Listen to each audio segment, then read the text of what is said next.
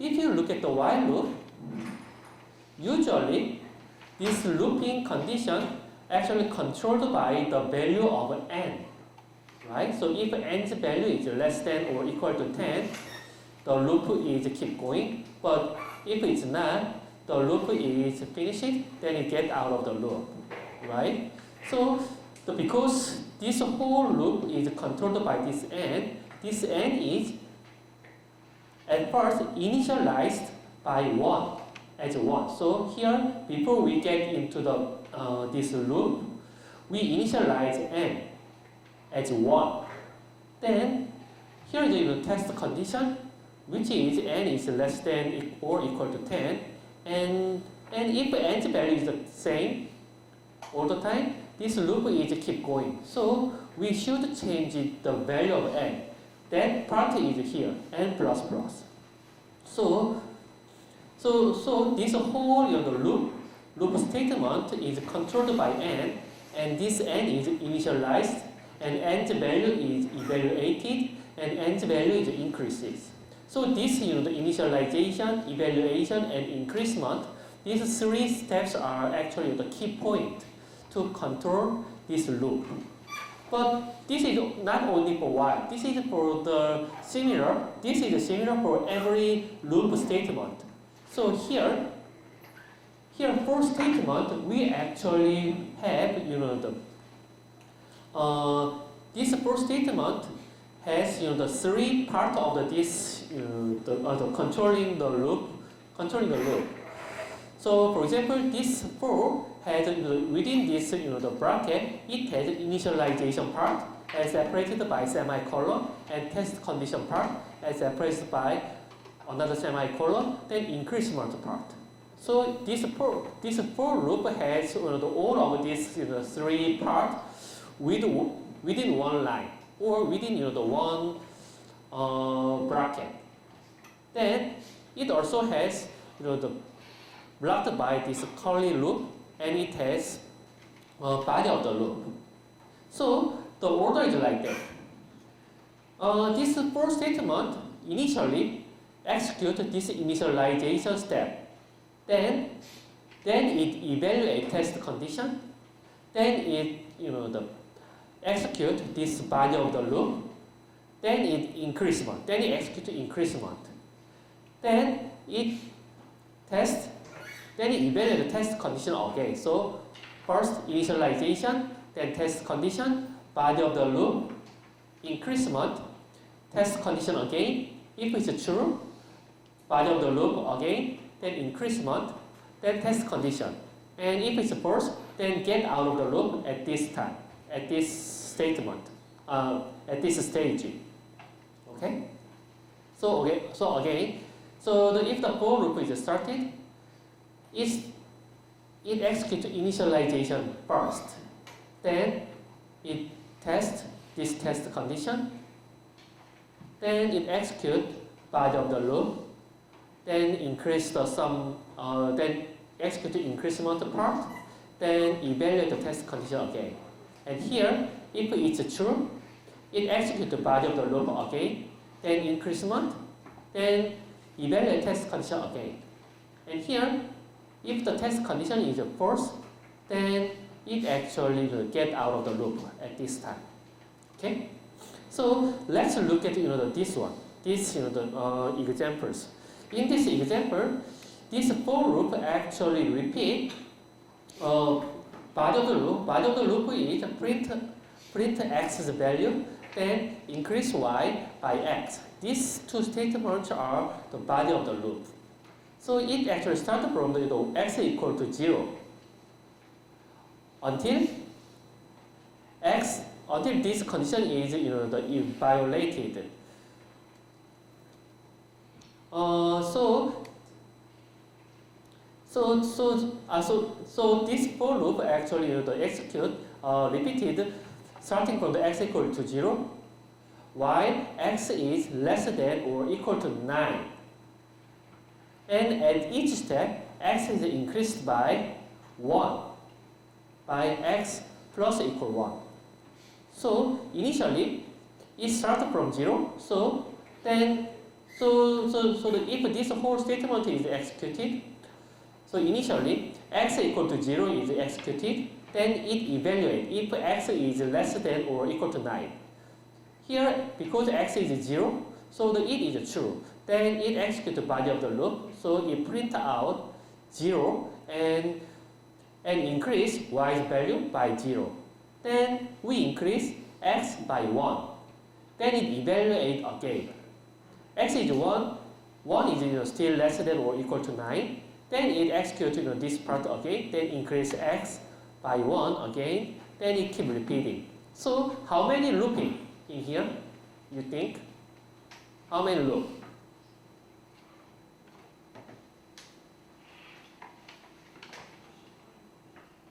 9?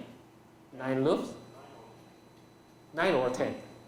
Yes, you are right. 9 or 10 or 11 or 12 or 8. Okay? Maybe it should be executed when x is 0, 1, 2, 3, 4, 5, 6, 7, 8, 9. If it's 10, it wouldn't be executed. So in total 10 loops, right? In total 10 loops. Okay, then what's going to be y's value? What's going to be y's value? Y is the accumulation of x because y is added by 45, right? It's 45 because if you add from 0 to 9, it is 45, right? So y's value is going to be 45. Okay, so the for is the very useful because the while case, while only has a test condition. So for the while case, if you want to use while, you need to explicitly write initialization and increment part should be placed within or outside of the loop. So you should specify the initialization and increment part. However, for has the initialization and test condition and increment part together. So for example, there's the three looping statement. So this one, it starts from n equal to 1 and it repeats until the n is less than or equal to 10. And in each loop, n is increased by 1. So in total, this loop is repeated 10 times. So this for loop is logically equivalent to this while loop. In this while, n is started from 1, so initialization part is placed the outside, so before we get into the while loop, so n equal to 1 here, then here's the evaluation, so n is less than or equal to 10, and at the end, we place increment part, n plus plus. So this loop is equivalent to this for loop. And similarly, this do while is the same. So n is start from 1, then repeat something, and increase n by plus plus. Then we execute, let me see. Then we test whether the n is equal to or less than 10. So if it's true, it is repeated. So these three statements, they are the same. Okay?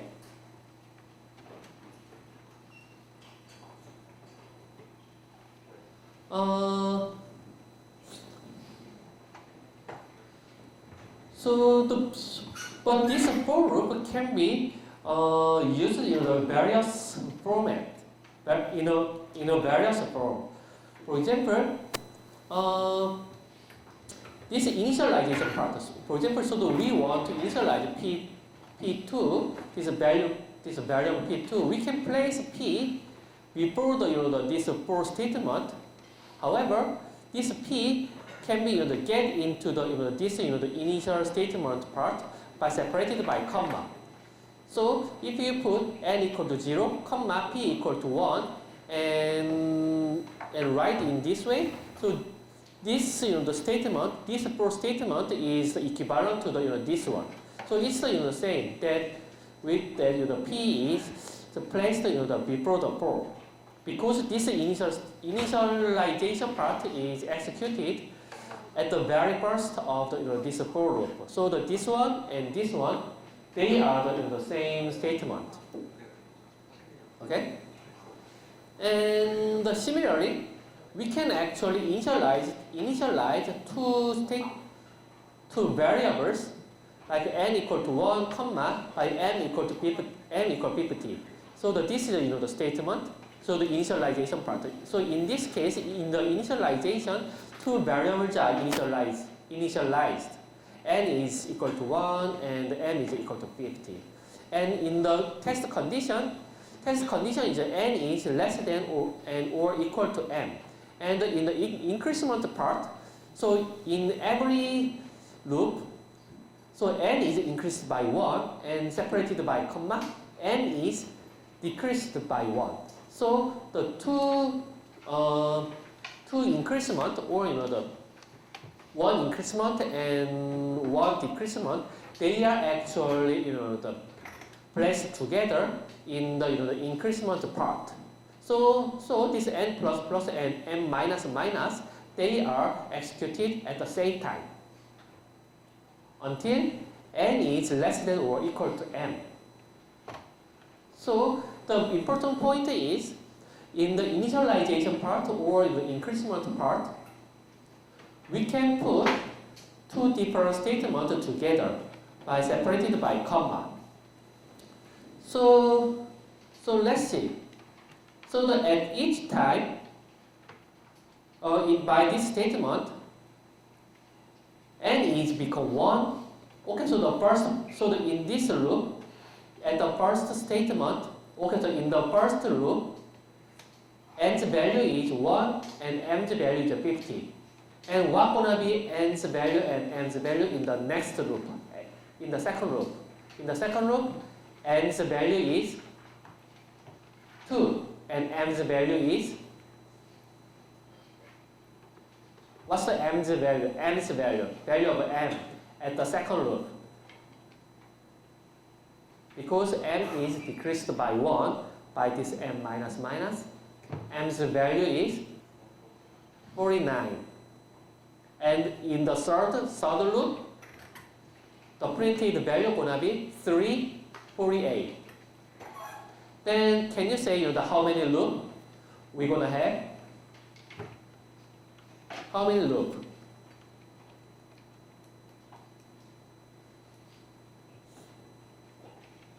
Maybe, as you said, 24 or 29, 24 or 25 or 26. Maybe three of them, right? Maybe maybe 24, maybe 25, maybe 26. Okay? Maybe one of these three, right? So I think you can check the exact number if you think more, but it might be around 25. Okay? Because the n is increased by 1 at each time and m is decreased by 1 at each time, so they're gonna have the same value around 25, right? You got it?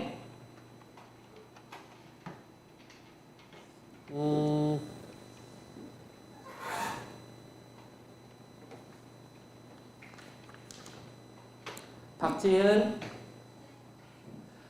can you explain why this loop, this for statement has around 25? It's repeated by around 25 times. Can you see why?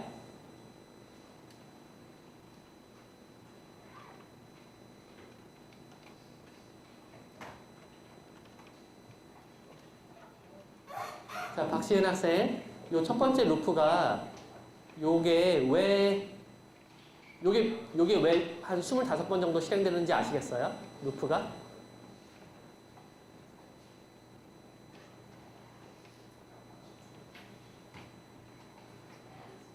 네, 잘 모르시겠어요?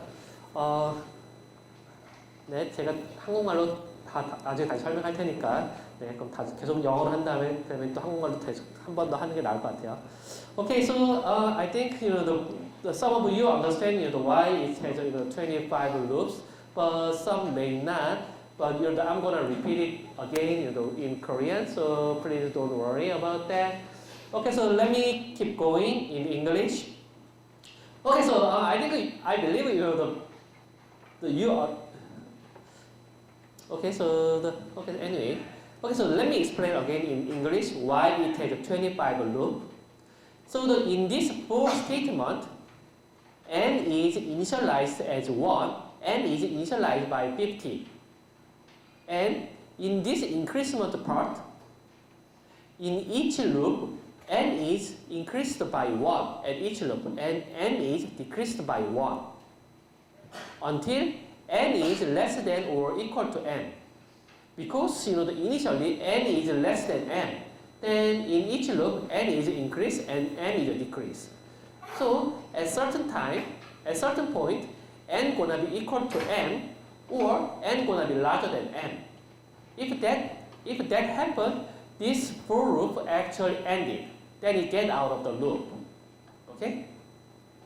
So n is start from 1, n is start from 50, and they gonna be same around 25. If around 25, then it's the n equal to m. Then in the next loop, n gonna be larger than n. Then it get out of the loop. Okay, that's why it's gonna have 25 or 26, maybe 24 loop. Okay, so the important thing is here in the initialized part, two different statements, n equal to 1 and n equal to 50. These two statements can be placed together by separated by this comma. And in the in the increment part, two different increment statements, n plus plus and minus minus, they can be placed together, separated by comma. That's actually allowed in the for statement. And similarly, for this the test condition can be logically combined. For example, okay, we initialize sum is equal to 0, and in the for statement, I is initialized by 1, and at each loop, and in each time, I is increased by 1. But in the test condition, this for loop is repeated until I is less than 20, and sum is less than 100. So which means, if I is larger than or equal to 20, or if sum is larger than or equal to 100, if that condition is satisfied, this for loop is finished. Then is the program flow is get out of the loop. Okay. So which one comes first? I don't know, but anyway, so the sum is actually added by, so increased by I at each time, and I is increased by 1 at each time. And in each time, and in each loop, I and sum is printed out. So, but if one of these two conditions is violated, then this program gonna be ended.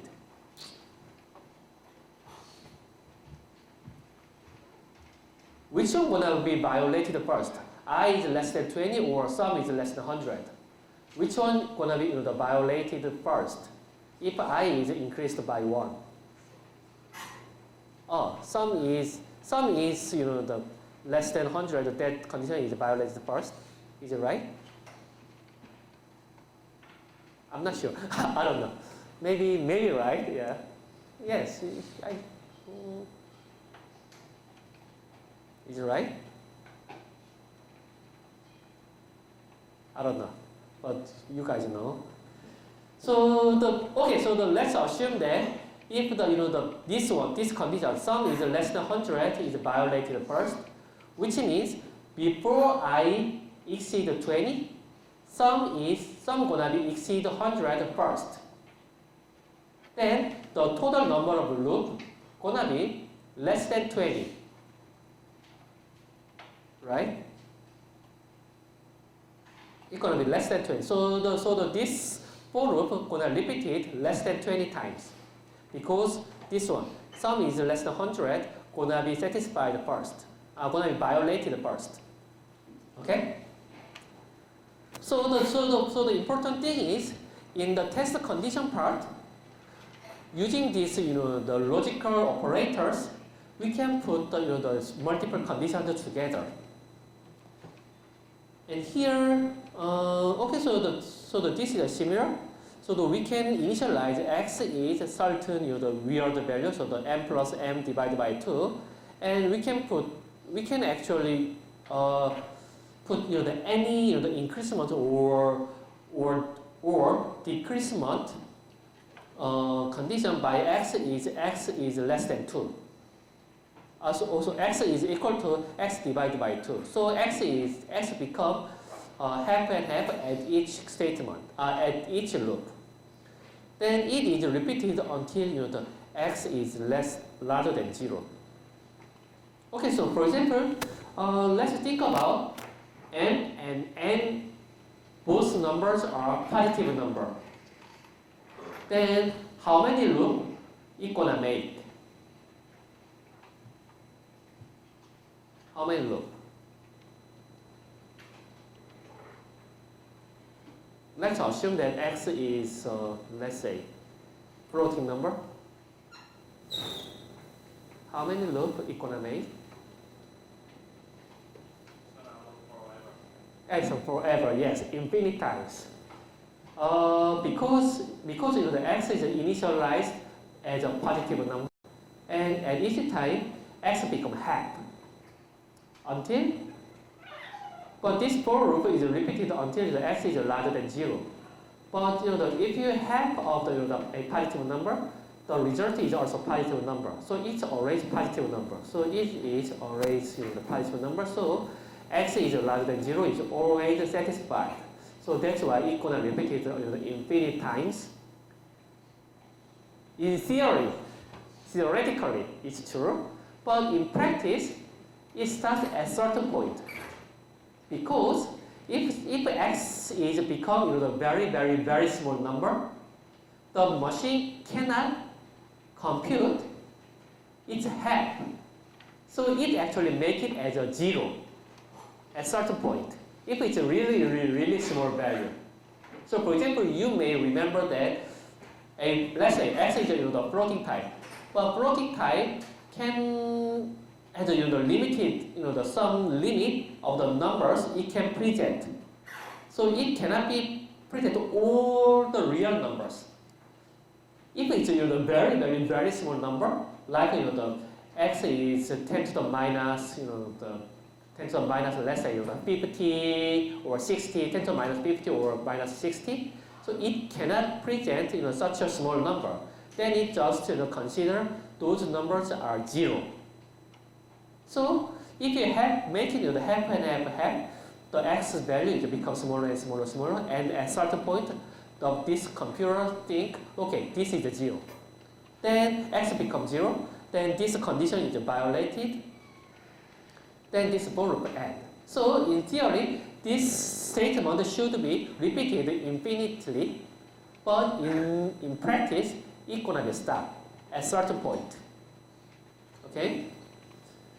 Anyway, so the important point is we can use another variable in the initialization step, and we can use some division or whatever in the increment statement. And importantly, another important thing is we can actually omit this initialization or increment part. We can just make it empty by just separating this semicolon, just make it empty like this. So instead we initialize the outside of the for loop before it started, like m equal to 5. Then we can actually put increment part here. M is plus equal to 5. So in this case, m is increased by 5 at each loop. Then until m is not equal to 100. So in this case, this is exactly the same with y, right? For this, like this number, and 2 to the minus 20 is this number. So the whole loop, some of you still working on that. So, but let's see what I have for this one. Okay, so here is this is what I have in here.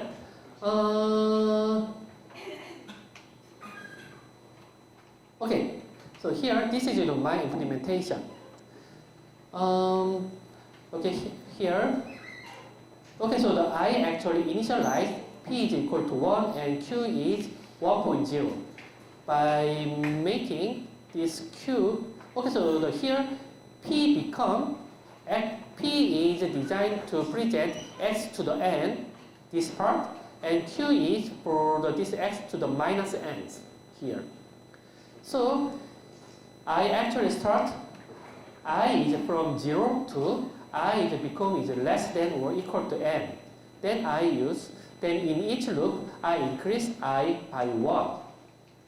So in the body of the loop, if I is 0, I is equal to 0, I think P is 1 and Q is 1.0. This is right because when I is 0, which means it's not multiplied at all. So P and Q should be 1.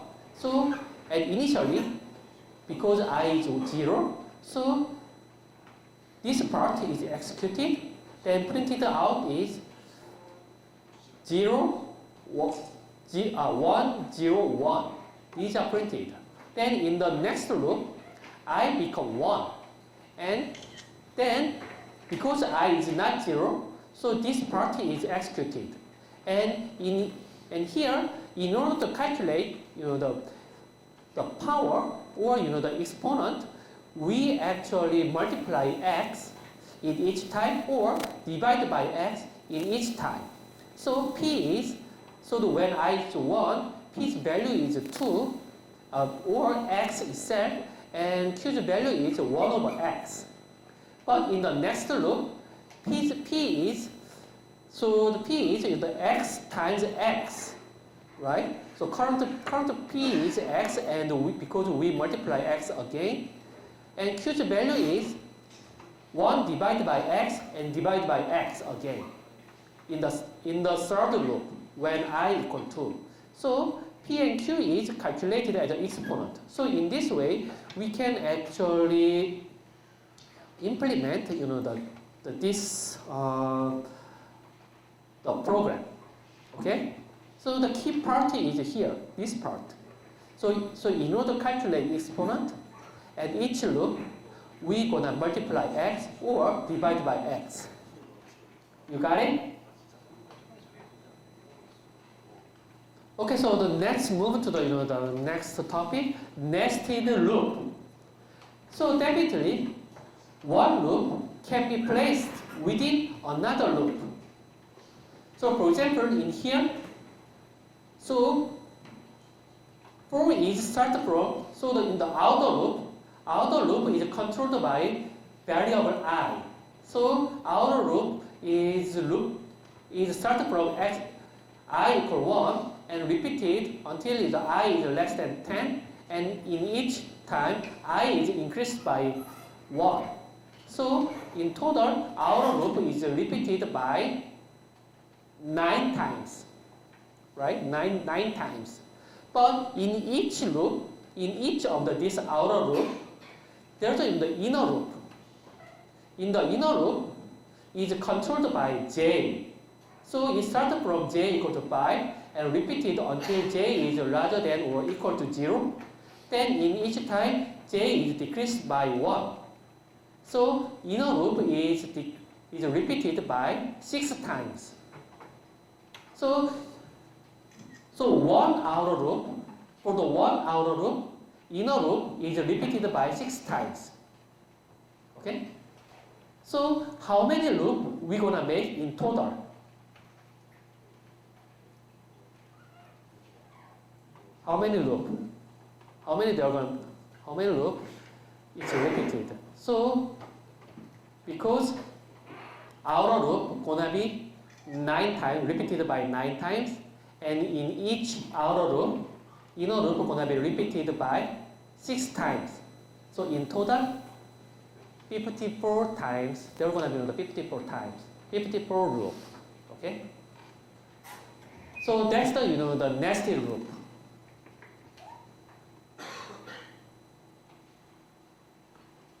Okay, so here is another exercise. It's simple. So basically, we want to make such a pyramid. So if we put the 3, it's gonna make the pyramid with the first floor including 0. But by using until by 3, so 1 to 3, 0, 1 to 3, and the total height is 4. In order to make such a in order to make such a pyramid, we first in here there is 2 loops. One loop is for the outer loop. This outer loop is, and each of the outer loop we gonna print the one floor of the pyramid. So in total there gonna be the 4 outer loop when inputted number is 3. And in each of the loop, which means in order to print out each of the numbers, each floor, there I place 2 inner loops.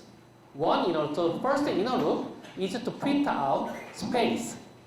So space. So for example, if you look at this, how can I say that? First, second, third. If we look at the third floor, we need to place the space from here to here.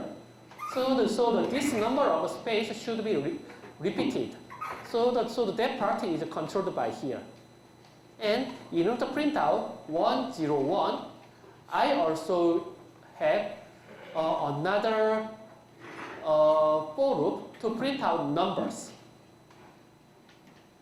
And this number is repeated by from minus y to the y. So that's why I use 1, 0, 1. Because it should be repeated by 3 times. Okay, so please fill out this the hidden part in order to make this pyramid. Okay? Please go on.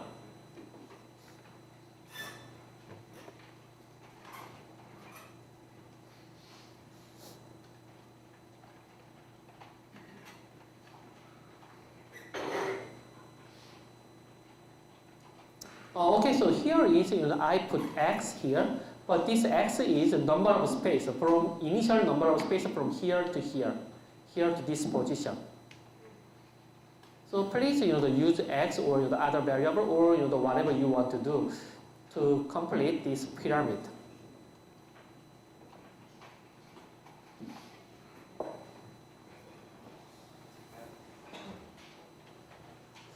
Presented the number of space, so I just put x here.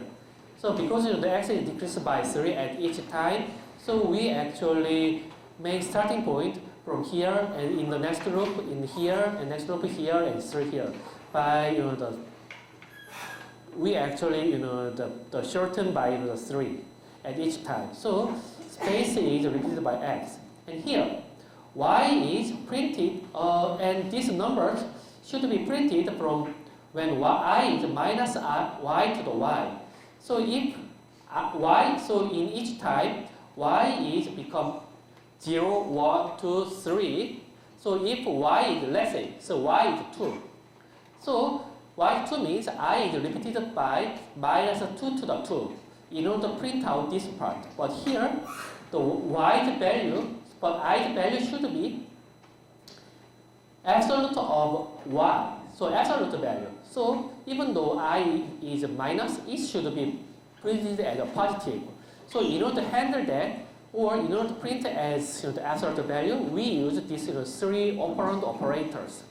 So for example, if I is less than 0, we printed minus I instead of I, otherwise just I. So in this way, we can make it, printed value is all the positive. So this is the simple trick. So to make it the absolute values. Okay, so this is the 10:30, so we're gonna make a 10-minute break. So let's see at 10:40. Okay.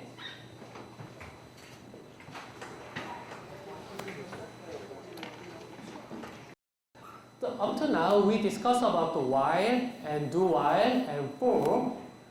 But here we like to discuss about another important controlling statement, break.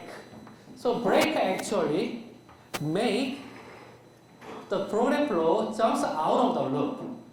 So for example, it's like that. For example, we repeated this while statement. So this body of the loop from here to here, they are repeated. But within this the loop, if this condition, if some condition, this condition is satisfied, then it pays break. Then if once it's break, the program flow is get out of the loop. Then it moves to here. So this break actually we can finish this loop immediately. So in the do while it's the same. If this condition is satisfied by this break, the program flow moves to here, then here. And in the for loop, it's break by this break. Then this whole loop is started. Then we get out of this loop and the program flow moves to here. This is the break.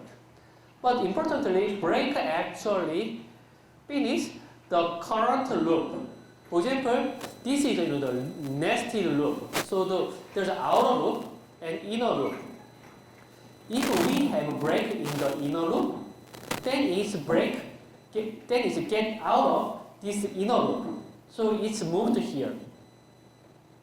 Which means outer loop is keep going. Then it keep going here. Then because in each of the outer loop, inner loop is started again. In the next outer loop, this inner loop is repeated again. But if we face this break again, then it get out of this inner loop. It never get out of this outer loop. So break is only applied to the loop itself, not the other outer loops. Okay, here's another exercise. We like to do this exercise, but because out of the time, so let's omit. Let's just skip this one. So let's see what happened to this one. So in here, we gonna get get the numbers. Then we want to take its average. So here, the way to start the entering, if we put the 0, then we start to get the numbers. So if it's not okay, so it's like that. So we actually get the numbers again and again and again. Keep getting the numbers until if this the inputted number is 0, we actually start to get the numbers. Then calculate the average of the inputted numbers. So let's see how we actually implement this one. So for example, in this program, if we first put the 1, 5, 6, 8.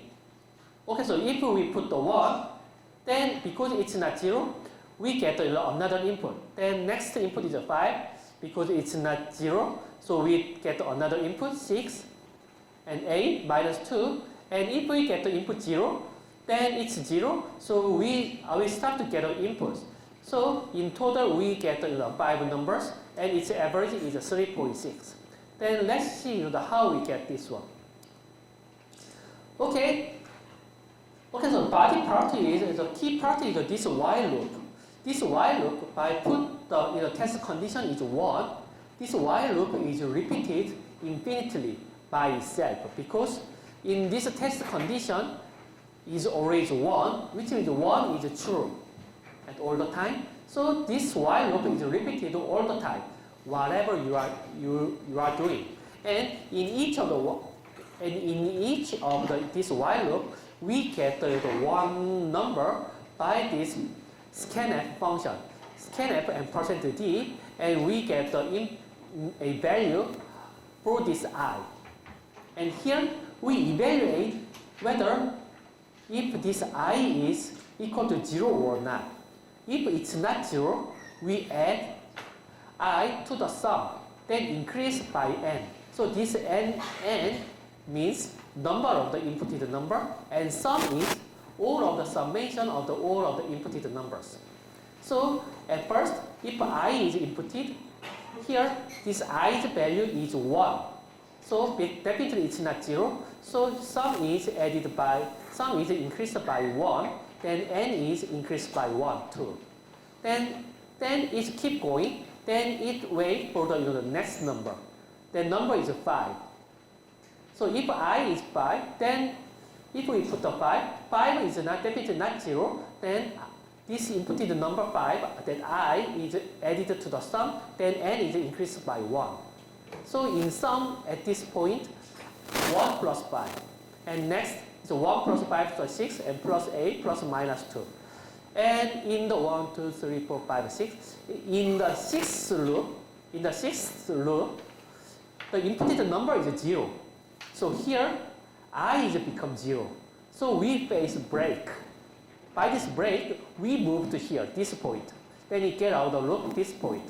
Then average of this number, the whole total number of the input is n, because at the sixth loop, which means n's value is 5. So here we put the 5, and the average is sum divided by n. So it's 5. So it's 3.6. So in this way, we can use a break. So this is a typical example how we use the break. Okay? Then another important the controlling keyword is continue. Continue is skip a part of the loop. For example, this is a while loop. It keeps going. And in the while loop, if this condition is satisfied, we press continue. Then the program flow just move to here, not executing the rest of the loop. Okay? This one is executed, and if we press continue, just go to the top of the loop. Then we evaluate the condition again. Okay? So for example, in the do while case, if we press continue, then it moves to this while loop here at the end of the loop. By not executing the rest of this part, it moves to here. Then it evaluates the test condition again.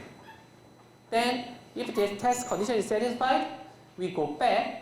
Then it keeps repeating this part. And the for is the same. So in the for, executed, and if this condition is satisfied by this continue, it moves to here.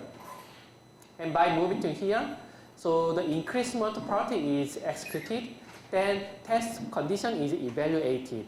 Then this part is executed again and again. So this continue and break, these are the two different important controlling of the loop. So break actually get out of the loop, and continue rerun the loop by go to the top of the test evaluating test condition part.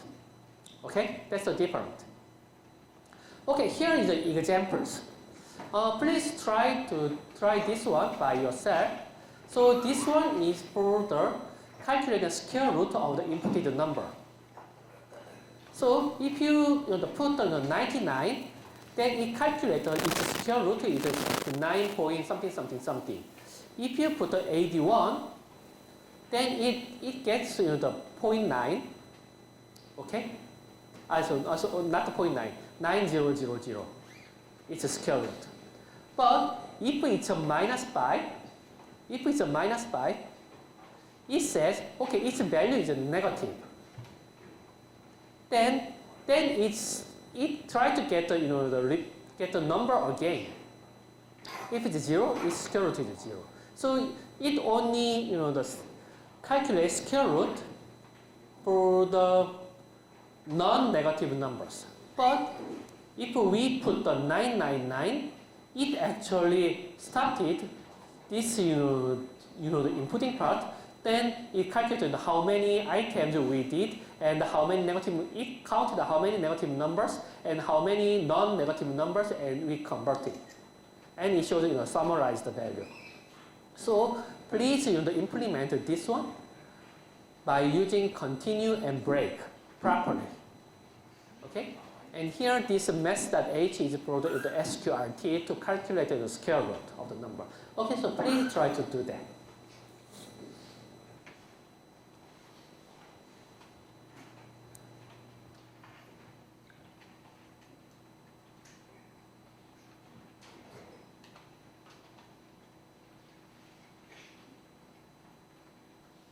Or negative. If it's a negative, you should calculate something, okay, so it's the same power, but definitely, if the exponent is a negative, you're gonna get the numbers that is less than 1, right? So this is the exercise you may want to do at your home. Okay, so then we also have a homework. So this homework is definitely this homework due is until this Sunday midnight. Okay, and how to submit? It's the same as usual as before. So this one is this homework problem is to find out the minimum value for these equations. 15 minus 20 for p plus 7 p squared. For the range of p is from 0 to 10. So p is ranged from 0 to 10, and please find out the minimum value of this equation. So in the mathematically, you can easily find out the minimum value of this equation by using some differentiation. You can get the minimum value of the second order equation. Is it right? Can you do that? So here we're gonna do it empirically. Empirically means, okay, so the problem itself is find the minimum value with an accuracy of 0.001, and which means empirically, which means because p's value is from 0 to 10, we actually calculate all of this value for the p in this range at the step of 0.01, which means we calculate this value when p is equal to 0, and we also calculate the value of this equation when p is 0.01 and 0.02, 0.03 until 10.000. So in total, we're gonna calculate 1,000 values, then just find out the minimum value. What's the minimum? That is a little bit stupid, but that's very powerful in many cases, because if it's let's say third order equation or the first order equation, you can apply these techniques for any order of the equations. However, theoretical one, if it's more than the third or the first one, it's almost impossible to get the theoretical one, right? But empirically, you can do it whatever you want. So that's the empirical one. So using this looping, you can find out the minimum value and the p-value at the corresponding at the found minimum values. Okay, that's actually your homework. And please and then please check the result with the theoretical one, whether you get the right one by comparing with the theoretical one. Okay, that's actually the homework. You got it? You understand? Okay, that's a homework. Okay, so do you have any question for the? So there's an exit, but this one is important, but not that much important as much as the break or continue. Anyway, so here is your homework. So any question?